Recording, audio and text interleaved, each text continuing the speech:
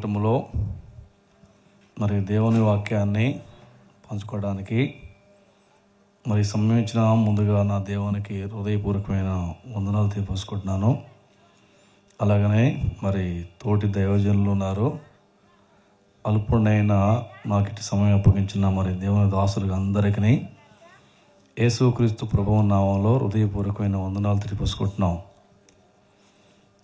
ఈ రాత్రికాల సమయంలో ఈ స్తుతి కూటానికి మరి ప్రసంగానికి అంశం పేరు ఏంటంటే దేవుని ఎదుట మన కుటుంబాలు ఎలా ఉండాలి, దేవుని ఎదుట మన కుటుంబాలు ఎలా ఉండాలి. ఈ మాట ఆధారం చేసుకొని ఒక మాట చెబుతాను, జాగ్రత్తగా ఆలోచించండి. ఆదికాండము చదువు నాయన 7వ అధ్యాయము మొదటి వచనం. యెహోవా ఈ తరము వారిలో నీవే నా ఎదుట నీతిమంతుడవై ఉండుట సూచితని, కనుక నీవును నీ ఇంటి వారును ఓడలో ప్రవేశించుడి. చదవడ లేఖన భాగాన్ని దేవుడు దీవించి చిరవచన అందరితోనేమి ఈ మహిషత్వం ద్వారా దేవుని మాటలు వింటున్న గ్రామస్తులతోనేమి మరి పరిశుద్ధాత్మ దేవుడు వాక్యం ద్వారా మాట్లాడలాగున చిన్న ప్రార్థన చేసుకుందామండి. కృపా కనికరం కలిగిన మా ప్రియ పరలోకపు తండ్రి నీకు స్తోత్రాలు. దయగలిగిన యేసు ప్రభువా నీకు స్తోత్రం నాయనా. నమ్మదగిన వాడా పూజనీయడానికి స్తోత్రాలయ్యా. నీ దయా సంకాలు పనిబట్టి ఈ స్తుతి కూటములో పాలు పొంది పాటల ద్వారా నీ నామాన్ని గణపరిచే భాగ్యాన్ని మా జీవితాలకి అనుగ్రహించిన ప్రభానికి స్తోత్రాలు. ఈ కుటుంబంలో నువ్వు చేసిన మేలును బట్టి తండ్రి నేను స్తుతించాలని కుటుంబానికి ఇచ్చిన మంచి పేరెవరిని బట్టి నీకు స్తోత్రాలు. ఈ సమయంలో తండ్రి జీవం కలిగిన నీ మాటల నుంచి తండ్రి ఒక మాట చదివి ఉండగా చదవడ లేఖన భాగాన్ని ప్రత్యేకంగా దీవించడానికి స్తోత్రాలు. ఈ లేఖన భాగాన్ని ఎలా వివరించాలో ఎలా వర్ణించాలో నిలబడి మీ దాసుడు తండ్రి, బలహీనుడయ్యా వెర్రివాడు తండ్రి, ఈ శిలువ చాటును మరుగుపరిచి ఈ మాటల సారాంశం చిరవచన మాతోనే నువ్వు సూటిగా స్పష్టంగా మాట్లాడి మహిమ తెచ్చుకుంటామని చదవడ లేఖన భాగాన్ని ప్రతిగా దీవించమని మా ప్రభువును మా రక్షకుడైన యేసయ్య పరిశుద్ధమైన నామంలో ప్రార్థన చేసి నేను తొడిగి వేడుకుంటున్నావు తండ్రి, ఆమేన్.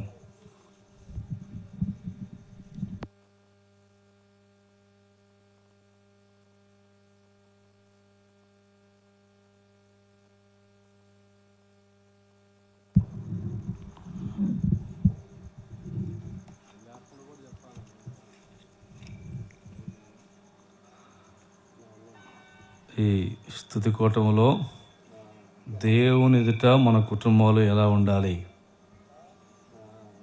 ఈ అంశాన్ని ఆధారం చేసుకొని మరి ఆదికాండము 7వ అధ్యాయము మొదటి వచనం ఇక్కడ మనం జ్ఞాపకం చేసుకున్నాం. జ్ఞాపకం చేయబడిన మాటల్లో మరి ఈ కుటుంబాన్ని గురించి దేవుడు ఇచ్చిన సాక్ష్యం యొక్క సాక్ష్యం, దేవుడు మాట్లాడుతున్న శ్రేష్టమైన మాట ఈ మాట ఏమనంటే, యెహోవా ఈ తరము వారిలో నీవే నా ఎదుట నీతిమంతుడవై ఉండుట సూచితని. ఏం చూశాడంట? ఏం చూశాడు ఆయన చూస్తున్న దేవుడు. చూచుచున్న దేవుడవయ్యా నన్ను చూసినావు, చూచుచున్న దేవుడవయ్యా నన్ను చూసినావు, నీ పేరు ఏమిటో ఎరుగనయ్యా, నా పేరుతో నన్ను పిలిచావయ్యా, నీ పేరు ఏమిటో ఎరుగనయ్యా, నా పేరుతో నన్ను పిలిచావయ్యా, చూచుచున్న దేవుడవయ్యా నన్ను చూచినావు. ప్రభువునందు ప్రియమైన దేవుని పిల్లరా, మరి ఈ కుటుంబాన్ని బట్టి దేవుడు మాట్లాడుతున్న శ్రేష్టమైన మాట చూడండి. ఇక్కడ అన్నాడు, యెహోవా ఈ తరం వారిలో. ఏ తరం వారిలో అంటే ఆనాటి ప్రపంచంలో భక్తిహీనుల మధ్య, బలాత్కారుల మధ్య, దేవుని నమ్మని వారి మధ్య, దేవుని అంటే వ్యతిరేకించే వారి మధ్య, పాపుల మధ్య ఒక నోహు కుటుంబం ఎలా ఉందంటే నీతిమంతుని కుటుంబంగా ఉంది. చూడండి, అలాంటి బలాత్కారుల మధ్య ఈ యొక్క నోహు ఎలా ఉన్నాడంటే దేవుని కొరకు నీతిమంతునిగా ఉన్నాడు. ఆ నీతిమంతునిగా ఉండటం యెహోవా చూసి ఆయన బట్టి, ఆ కుటుంబాన్ని బట్టి పలికిన ఈ మాట ఇక్కడ అదే రాయబడిన మాట. చదువు మరలో ఒకసారి. యెహోవా ఈ తరం వారిలో నీవే నా ఎదుట నీతిమంతుడు ఉండుట సూచితని. చూడండి, వాస్తవానికి ఆనాటి కాలంలో ఇలా చెప్పే బోధకులు లేరు. సంఘాలు కూడుకోవడానికి మందిరాలు లేవు. కానీ ఆ పరిస్థితుల్లో చూడండి, అలాంటి పరిస్థితుల్లో బైబిల్ లేకపోయినా, బోధకులు లేకపోయినా, చర్చిలు లేకపోయినా, మరి ఆ బలాత్కారుల మధ్య, ఆ పాపుల మధ్య నోహు కుటుంబం ఎలా ఉందంటే నీతిమంతుని కుటుంబంగా ఉంది. చూడండి, ఈ రాత్రి మరి బోధించే బోధకులు ఉన్నారు, కూడుకోవడానికి సంఘాలు ఉన్నాయి. మరి ఇలాంటి వారి మధ్య మన కుటుంబాలు ఎలా ఉండాలంటే నీతిమంతుని కుటుంబాలకు ఉండాలి. చూడండి, సేవకుడు చూడటం కాదు, కానీ యెహోవా మన కుటుంబాన్ని పరిశోధిస్తున్నాడు. ఆయన మన కుటుంబాన్ని చూస్తున్న దేవుడు ఆయన. ఇక్కడ రాయబడిన మాట అదే. చూడండి, కనుక నీవు ఏమన్నాడు సూచిస్తుంది, కనుక ఈ తరం వారిలో నీవే నా నీతిమంతుడు ఉంటే సూచిస్తుంది, కనుక నీవును నీ ఇంటి వారును ఓడలోనికి ప్రవేశించండి. ఏ ఓడలోకి? రక్షణ ఓడలో ప్రవేశించమని దేవుడు మాట్లాడుతున్న మాట. చూడక మరొక మాట, ఆదికాండము 6వ అధ్యాయం 9వ వచనం. నోవాహు వంశావళి ఇదే. నోవాహు నీతిపరుడును తన తరములో నిందారహితుడే ఉండెను. నోవాహు దేవునితో కూడా నడిచినవాడు. ఎవరితో నడిచాడంట? చూడండి, ఆ తరం వారిలో ఈ నోవాహు ఎలా ఉన్నాడంటే నిందారహితుడిగా ఉన్నాడు. చూడండి, దేవునితో నడిచినవాడు నోవాహు. దేవుని యొక్క అడుగుజాడలో ప్రయాణించినవాడు నోవాహు. అందుకనే ఈ రాత్రి ఈ స్తుతికూటం పెట్టుకునే కుటుంబీకులు దేవునితో నడిచే కుటుంబంగా ఉండాలి. దేవుని పట్ల సాక్ష్యాన్ని పొందుకునే కుటుంబంగా ఉండాలి. దేవుని చేత దీవించబడే కుటుంబాలకు ఉండాలి మన కుటుంబాలు. అందుకని ఇక్కడ అన్నాడు, చూడండి, నోవాహు వంశావళి ఇదే. నోవాహు నీతిపరుడు, పాపము లేనివాడు, దోషము లేనివాడు, నిష్కలంకుడు నోవాహు. అందుకనే దేవుని పిల్లంగా నీవు నేను కూడా మన కుటుంబాలు నీతిమంతుని కుటుంబాలకు ఉండాలి. అప్పుడు మన కుటుంబాలను బట్టి దేవుడే మనకు సాక్ష్యం ఇస్తాడు, సాక్ష్యం పలుకుతాడు. అందుకనే ఆనాటి కాలంలో దేవుడే నోవాహు కుటుంబాన్ని బట్టి పరిగణ సాక్ష్యం. ఇక్కడ అన్నాడు, నోవాహు దేవునితో కూడా నడిచిన వాడు అని చెప్పాడు. ఇక్కడ ఎవరితో నడిచాడంట? దేవునితో నడిచిన నోవాహు. చూడండి, ఒక మాట చదువుతున్నా. ఆదికాండము 7వ అధ్యాయం 7వ వచనం. అప్పుడు నోవాహును అతనితో కూడా అతని కుమారులను, అతని భార్యయు, అతని కోడండ్రులను ఆ ప్రవాహ జలములను తప్పించుకోవడానికి ఆ ఓడలోకి ప్రవేశించారు. ఏ ఓడలోకి? దేవుని రక్షణ ఓడలోపల రక్షింపబడెను నోవాహు. దేవుని రక్షణ ఓడలోపల రక్షింపబడెను నోవాహు. దేవుని మాట వినక వెలుపలనున్న ప్రజలు దేవుని మాట వినక వెలుపలనున్న ప్రజలు తినుచు త్రాగుచు పాపములో, తినుచు త్రాగుచు పాపములో నశించిరి జల ప్రళయములో. యెహోవా చేతం ఆశీర్వదింపబడినవాడా లోపలికి రావా, బయట నిలువనేలా. చూడండి, ఆనాటి కాలంలో మానవుల యొక్క చెడుతనాన్ని బట్టి, మానవుల యొక్క బలత్కారాన్ని బట్టి మరి దేవుడు ఒక జలపను రప్పించబోతున్నాడు. దానికి ముందుగా ఆ గ్రామానికి నోవాహు గారు ప్రకటన చేశాడు. ప్రకటన చేస్తే ఒక్కరు కూడా దేవుని మాట వినలేదు. నోరు లేని పశువులు పక్షులు దేవుని మాట విని జతలు జతలుగా ఓళ్ళలో చేర్చబడ్డాయి, రక్షణ ఓళ్ళలోకి. చూడండి, ఆ రక్షణ ఓళ్ళలో ఎవరు చేర్చబడ్డారంటే పశువులతో పాటు నోవాహు కుటుంబం చేర్చబడింది. ఇక్కడ ఏమన్నాడు, అప్పుడు నోవాహును అతనితో కూడిన అతని కుమారులను అతని భార్యయు అతని కోడండ్రులను ఆ ప్రవాహ జలములను తప్పించుకున్నటకై ఓళ్ళలోకి ప్రవేశించారు. ఏ ఓళ్ళలోకి? రక్షణ ఓళ్ళలో ప్రవేశించారు. ఈ రాత్రి దేవుని పిల్లలంగా ఇంకా దేవుని మాట వినకపోతే ఆ జలపరణ మన మీదకి రాకమునిపే, దేవుని ఉగ్రత మన మీదకి రాకమునిపే దేవుని మాట విని దేవుని ఇంట్లోకి మనం ప్రవేశిస్తే మన కుటుంబాలు క్షేమంగా ఉంటాయి, మన కుటుంబాలు సంతోషంగా ఉంటాయి. నీ కుటుంబానికి శాంతి సంతోషం కావాలంటే ఏం చేయాలి? దేవుని మాట వినాలి, యేసయ్య మాట వినాలి. యేసయ్య మాట విన్న కుటుంబాల్లో సంతోషం ఉంటుంది, దేవుని మాట విన్న కుటుంబాల్లో సమాధానం ఉంటుంది. అందుకనే నోవాహు కుటుంబం దేవుని మాట వింది, ఓళ్ళలో ప్రవేశించింది, సంతోషంగా ఉన్నారు. చదువు మాట, ఇదే 7:13 7:13. ఆ దినమందే నోవాహును నోవాహు కుమారులకు షేమును హామును యాపేతును నోహు భార్యయు వారితో కూడా అతని 3 కోడండ్రులను ఆ ఓళ్ళలోకి ప్రవేశించారు. ఎంతమంది ప్రవేశించారు ఇప్పుడు చెప్పండి? 8 మంది ఓళ్ళలోకి వచ్చారు, రక్షించబడ్డారు. కానీ మనసున్న మానవుడు, నోరున్న మానవుడు దేవుని మాట ధిక్కరించి జలపరంలో కొట్టుకుని పోయాడు.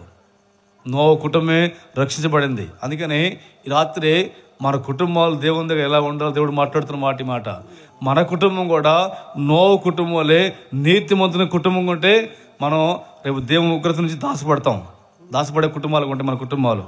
అందుకే దీనికి సహాయకరంగా చూడండి, ఆయన మత్తయి సువార్త 24వ అధ్యాయం 37వ వచనం. 37. నోహు దినముల్లో ఎలాగుండెనో మనుష్య కుమారుడు రాకడను అలాగే ఉండెను. జలప్రళయమునకు ముందటి దినముల్లో నోహు ఓళ్ళలోనికి వెళ్ళిన దినం వరకు వారు తినుచు త్రాగుచు పెళ్లి చేసుకొనుచు పెళ్లికిచ్చుండిరి. ఇంకేమన్నాడు? 39లో ఏమన్నాడు? జలప్రళయం వచ్చి అందరిని కొట్టుకొని పో వరకు ఎరుగుపోయి అలాగనే మనిషి కుమారు రాకడ కూడా ఉండును.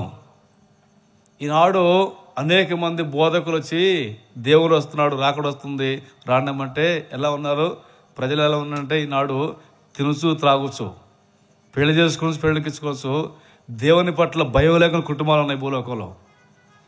ఎన్ని మాటలు చెబుతున్నా దేవుని సేవకు దగ్గరించి కుటుంబాలు ఉన్నాయి. వారు అంత చెబుతారు లేరా, వారికి ఏం తెలుసు దేవుడి సంగతి అంటే అంటారు. అది అబద్ధం, అట్ట అనకూడదు. దేవుడు సత్యవంతుడు, దేవుడు న్యాయవంతుడు. ఆనాడు జలపరి వస్తుందని చెప్పాడు, వచ్చింది. ఈనాడు దేవుని రాకడ సమీపంగా ఉంది.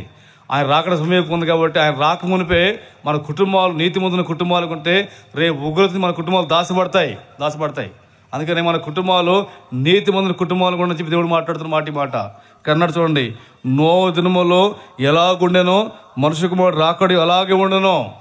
చూడండి, ఆనాడు ప్రజలు ఎలాగున్నారో సేమ్ అలాగని ఈనాడు ప్రజలు అలాగే ఉన్నారు. దేవుని మాట అంటే గిట్టని వారు, దేవుడు అంటే భయం లేని వారు, దేవుడు అంటే భక్తి లేని వారు చాలా ఈనాడు కోకోలకు ఉన్నారు భూలోకంలో.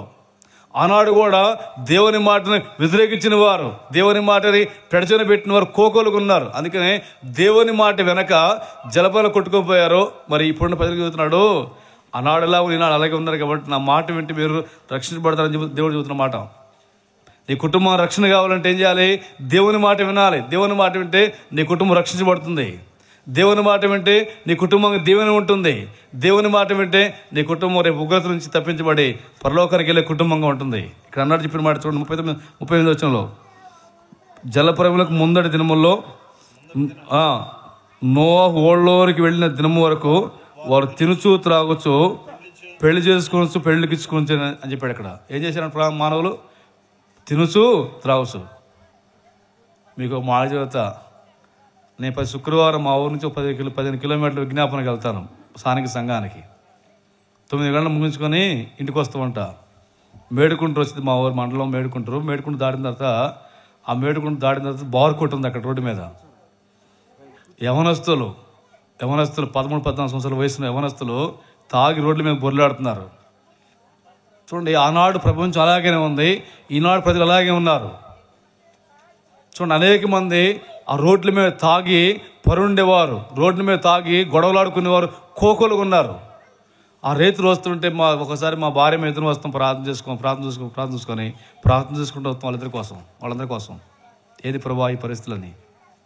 చూడండి, ఈనాడు నిజంగా దేవుడు అంటే భయం లేని వారు, భక్తి లేని వారు కోకోలుగా ఉన్నారు. అందుకని ఈ రాత్రి దేవుని మాట వింటే మన కుటుంబాలు రక్షించబడతాయి. ఒక్క మాట చూస్తున్నాను, మరొక మాట. ఎబ్రీ పత్రిక 11వ అధ్యాయం 7వ వచనం.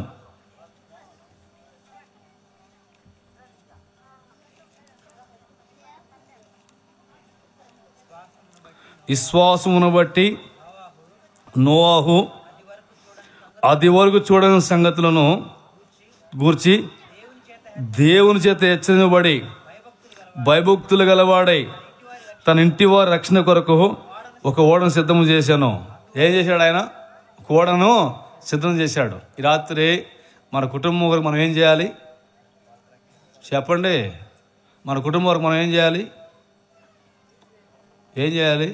తిని నిద్రపోవాలి, అంతేగా? మరి చెప్పండి, నోట్లో బెల్లం కొట్టినట్ట చెప్పండి, నోరు చూసి ప్రార్థన చేయాలి. చెప్పండి, బిడ్డల కొరకు ప్రార్థన చేయాలి, మన కుటుంబాల కొరకు ప్రార్థన చేయాలి. ప్రభు రాకడ సమీపంగా ఉంది. ఎందుకన్నాడు, విశ్వాసం ఉంచిన తల్లిదండ్రులు బిడ్డల క్షేమం కొరకు, కుటుంబ క్షేమం కొరకు ప్రార్థన చేయాలి. పొద్దున ఉదయకాలం దేవుని సేవకులు జ్ఞాపకం చేశారు మందిరంలో. అందుకనే మన కుటుంబాలు ఈనాడు క్షేమంగా ఉండాలన్నా, సంతోషంగా ఉండాలన్నా, తల్లిదండ్రులమైన మనము దేవుని పట్టి విశ్వాసం బట్టి మన కుటుంబ క్షేమం కొరకు ప్రార్థన చేయాలి.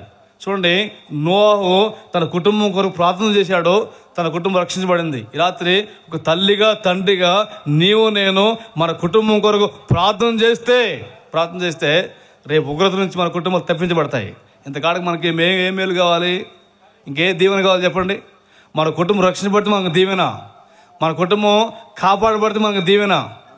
అందుకే ఈ రాత్రి దేవుడు మాట్లాడుతుంటే ఇక్కడ అన్నాడు, విశ్వాసమును బట్టి నోవాహు అది వరకు చూడని సంగతులను గురించి దేవుని చేత హెచ్చరించబడి భయభక్తులు గలవాడై. ఎవరి పట్ల భక్తులు గలవాడు ఉన్నాడు? దేవుని పట్ల భయభక్తులు కలిగిన కుటుంబం నోవాహు కుటుంబం. ఒక మాట చేత బాధపడమాకండి, మన కుటుంబాలు దేవుని పట్ల భయభక్తుల కుటుంబాలేనా చెప్పండి? మన కుటుంబాలు దేవుని పట్ల భయభక్తులు కలిగిన కుటుంబాలేనా చెప్పండి? గోతాలు వాక్యం వింటాం, కానీ భయం లేదు, భక్తి లేదు. అట్టుంటే అట్ట. చూడండి, నోవాహు కుటుంబం దేవుని పట్ల భయభక్తులు కలిగిన కుటుంబం. అందుకనే దేవుడు ఆ కుటుంబాన్ని రక్షించాడు. అమ్మా, మీ దండం పెట్టి చెబుతున్నా, మన కుటుంబాలు కూడా దేవుని పట్ల భయభక్తుల కుటుంబాలకు ఉంటే మన కుటుంబాలు రక్షించబడతాయి. మీ దండం పెట్టి అనండి, మన కుటుంబాలు కూడా దేవుని పట్ల భయభక్తుల కుటుంబాలకు ఉంటే మన కుటుంబాలు కూడా రక్షించబడతాయి. చూడండి, ఒక మాట చూడు. పేతురు రాసిన మొదటి పత్రిక 3వ అధ్యాయము 20 వచనం. దేవుని సేవకులు నర్మకరా వారు మరొక సమయాన్ని అప్పగించుదాండి. 3:20. దేవుని దీర్ఘశాంతము ఇంకా కనిపెట్టుచున్నప్పటికీ పూర్వం నోవహు దినముల్లో వాడు సిద్ధపరచబడుతుండగా అవిధేయులైన వారి యొద్దకు అనగా చెరలో ఉన్న ఆత్మల యొద్దకు ఆయన ఆత్మరూపిగా వెళ్ళి వారికి ప్రకటించాను. ప్రకటించాడు? సువార్త ప్రకటించాడు. కానీ ఆ సువార్త పట్ల లక్ష్యం ఉంచిన వారు లేరు. ఆ సువార్త పట్ల భయం గలవారు లేరు. అందుకని వారు దేవుని మాట వెనక నశించిపోయారు. వారు దేవుని మాట వెనక పాడైపోయారు. ఈ రాత్రి మన కుటుంబాలు దేవుని మాట వింటే మేలుకరంగా ఉంటాయి. మన కుటుంబాలు దేవుని మాట వింటే దీవెనకరంగా ఉంటాయి. మన కుటుంబాలు దేవుని మాట వింటే రక్షించబడతాయి. ఈ రక్షణ మన కుటుంబాలకు కావాలంటే ఏం చేయాలి? మన కుటుంబాలు ఏం చేయాలి? దేవుని మాట వినాలి. ఆ దేవుని మాట విన్న కుటుంబాలు చూడండి ఎంత సంతోషంగా ఉంటాయో. ఆనాడు చెరలో ఉన్న వారి యొద్దకు ఆత్మరూపిగా వెళ్ళి వారికి ప్రకటించాను. ఇంకేమన్నాడు చూడండి ఒక మాట. ఆ ఓళ్ళలో కొందరు అనగా 8 మంది నీటి ద్వారా రక్షించబడతారు.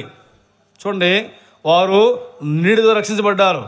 ఈనాడు అనేక మంది మానవాళిని దేవుని పట్ల భయం లేకుంటే ఆయనే సత్యస్వరూపైన దేవుడు, ఆత్మరూపిగా దేవుడు. ఆయనే అనేక సంవత్సరాల క్రితం ఈ భూలోకంగా వచ్చి సర్వ మానవాళి కొరకైనా ఆ కలవరి మాన మీద మన కొరకైనా తన ప్రాణం పెట్టాడు. ఇది యేసయ్య ప్రేమ కాదా? మన కుటుంబాల కొరకు బలైన దేవుడైనా, మన కుటుంబాల కొరకైనా గాయపరచబడిన దేవుడైనా, మన కుటుంబాల కొరకు దెబ్బలు తిన్న దేవుడైనా ఆయన ఎవరంటే పరిశుద్ధుడు. ఆయన పాపం లేనివాడు. అలాంటి పుణ్యమూర్తి, అలాంటి పావనమూర్తి అయిన యేసు ప్రభువు వారు కేవలం మన కొరకు వచ్చి మన కుటుంబాల కొరకు ఆయన శిలువ మనకి ఎక్కువని ఆయన కొట్టబడ్డాడు. ఆయన ఒక భక్తుడు ఇలా పాడాడు, ప్రభునందు పాపము లేదుగా, ప్రభు నోట కపటము లేదుగా, ప్రభునందు పాపము లేదుగా, ప్రభు నోట కపటము లేదుగా, పాపము ఎరుగడుగా, పావన చరితుడుగా, పాపము ఎరుగడుగా, పావన చరితుడుగా, నీ పాపములకై అరుదెల్చెయిలలో భరించని శిక్షను, కల్వరిలో నీ కోసమే బలియాయెను యేసు ప్రభో, కనులారవి క్షిల్చవా, మనసారయో శిల్చవా, కనులారవి క్షిల్చవా, మనసారయో శిల్చవా, నిలువెల్ల శ్రమ నుండి విలపించెను, తప్పించి కనుము సెను, నిలువెల్ల శ్రమ నుండి విలపించెను, తప్పించి కనుము సెను, కల్వరిలో నీ కోసమే బలియాయెను యేసు ప్రభు. మన కుటుంబాలు దేవుని మాట వెనకపోతూ ఉంటే ఆయనే భూలోకానికి వచ్చి మన కుటుంబ రక్షణ కొరకు ఏ పాపం లేనివాడు పరిశుద్ధుడైన శిలువ మనకు అప్పగించుకొని సర్వ మానవాళి కొరకైనా ఆ కల్వరితను ప్రాణం పెట్టిన దేవుడైనా ఎప్పుడైనా ఆ దేవుని విశ్వాసం ఉంచితే మీ కుటుంబం రక్షిస్తుంది. అమ్మా, నువ్వు రక్షించబడాలంటే ఆ దేవుని పట్ల విశ్వాసం ఉంటే నీ కుటుంబం రక్షించబడుతుంది. కాబట్టి ఆ దేవుని పట్ల విశ్వాసం ఉంచి నీ కుటుంబం రక్షించబడని తెలియపరుస్తున్నావు. ఒక మాట ముగించుకుందామండి. 2వ పేతురు పత్రిక, 2వ పేతురు రాసిన పత్రిక 2వ అధ్యాయం 5వ వచనం. మరియు ఆయన పూర్వకాలమున లోకము విడిచిపెట్టక భక్తిహీన సమూహం మీదకి జలప్రళయం రప్పించినప్పుడు నీతిని ప్రకటించిన నోవహును మరి 7 కాపాడాను. ఎవరిని కాపాడాడు? ఇప్పుడు చెప్పండి. దేవుడు నోవహు కుటుంబాన్ని కాపాడాడు. రేపు ఉగ్రత నుంచి నీ కుటుంబం కాపాడాలంటే నీ కుటుంబం ఎలా ఉండాలి? నీతిమంతుని కుటుంబంగా ఉండాలి.